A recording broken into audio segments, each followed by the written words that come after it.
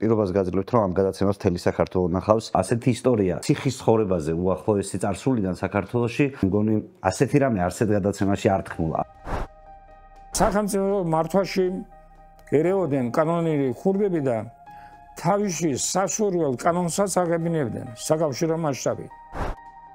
ხურდს ხელი დააკაროს ეგრეთ წოდებულმა არიფმა გამორიცხულია, მოკლავი. ქურდი ქურდმა უნდა ცემოს. კომუნისტური პარტია ეს არის მუჭოპოს პარტია. რას ნიშნავს ხოლმე? მუხთამჭამელთა პარტია არის. ჩვენ ფულჭამელო და მაგაზე ნაკლები ρίთავა რომე. ამიტომ უკვე გადავიდნენ შეწერვას.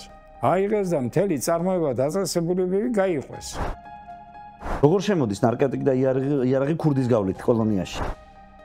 თვეში სადღაც რო არ დახრეტილი იყო 3-4 კაცი, წარმოუდგენელი იყო რომ საკანი სულ იტევდა 35 კაცს. მეც არა. ახალი მოვიდა და იმ ძოს დახრეტავდნენ. შევასთან მოვითხოვე აუდიენცია, მიმიღოს თქვა. 1200 კაციდან 35 კაცი დამჭა იმაში კოლონიაში.